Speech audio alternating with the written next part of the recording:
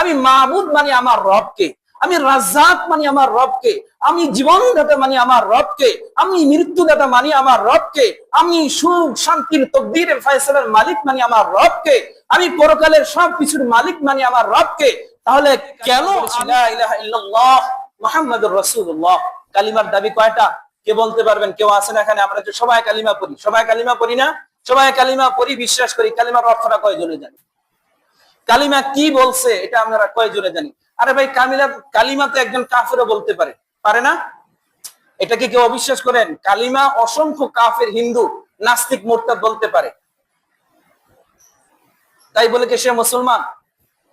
কথা বলেন, তাই বলে কি সে মুসলমান হয়ে গেছে? হয়ে যায় নাই। কথা বলতে হবে, না বুঝলে জিজ্ঞেস করবেন, সমস্যা নাই। তো কালিমাকে যে কেউ পড়তে পারে, বলতে পারে, কিন্তু পড়তে পারলে, বলতে পারলেই মুসলমান হয়ে যাবে, এটাকে ইসলাম ও মুসলমান বলে না। কালিমা কি বলছে সেটাকে আমাকে আপনাকে বিশ্বাস করতে হবে, সেটাকে বিশ্বাস করে স্বীকার করতে হবে এবং মানতে হবে, তাহলে আমি আপনি মুসলমান। কালিমা বলছে লা ইলাহা ইল্লাল্লাহ। কালিমা প্রথম অংশ কি? লা ইলাহা ইল্লাল্লাহ। এর অর্থ কি? আল্লাহ ছাড়া কোনো মাবুদ নাই। এর অর্থ হচ্ছে আল্লাহ ছাড়া কোনো মাবুদ নাই। যেমনি ভাবে আল্লাহ ছাড়া কোনো মাবুদ নাই, ঠিক তেমনি ভাবে আল্লাহর হুকুম ছাড়া কোনো হুকুম নাই।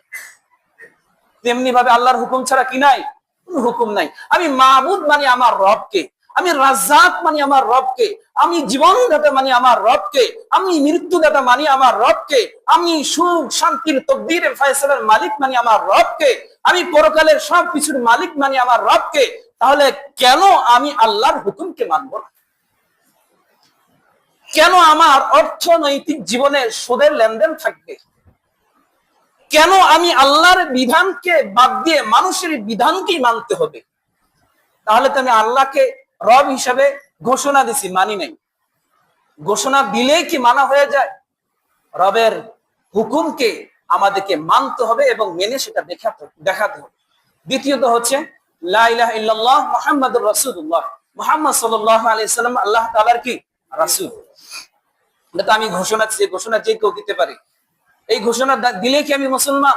না, রাসূলুল্লাহ সাল্লাল্লাহু আলাইহি সাল্লাম আল্লাহ তাআলার কাছ থেকে যা কিছু ওহীর মাধ্যমে নিয়ে এসেছেন, পবিত্র আল কোরআন এবং তার সুন্নাহ, এটাকেই আমার আপনার জীবনের রন্ধ্রে রন্ধ্রে, পরতে পরতে, সমাজে, পরিবারে, রাষ্ট্রে, সর্ব জায়গায় পালন করতে হবে। তাহলেই আমি মুসলমান, অন্যথায় মুসলমান না। এখন সেই পরিবেশ পরিস্থিতি আমাদের আছে নাই?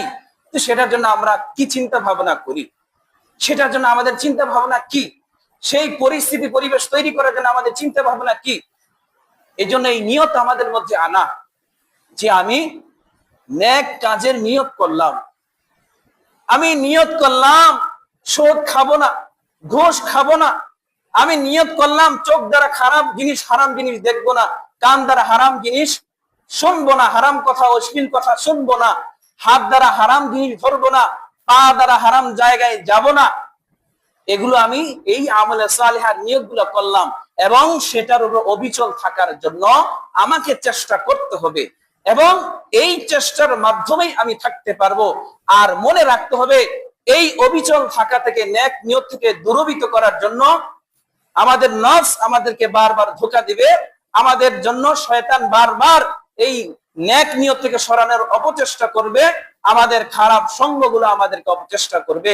আল্লাহ রাব্বুল আলামিন আমাদের সবাইকে ইস্তেকামতের সাথে জীবন যাপন করার, আমলে সালিহার উপরে জীবন যাপন করার তৌফিক দান করেন, আমিন। ওয়া আখিরু দাওয়ানা আলহামদুলিল্লাহি রাব্বিল আলামিন।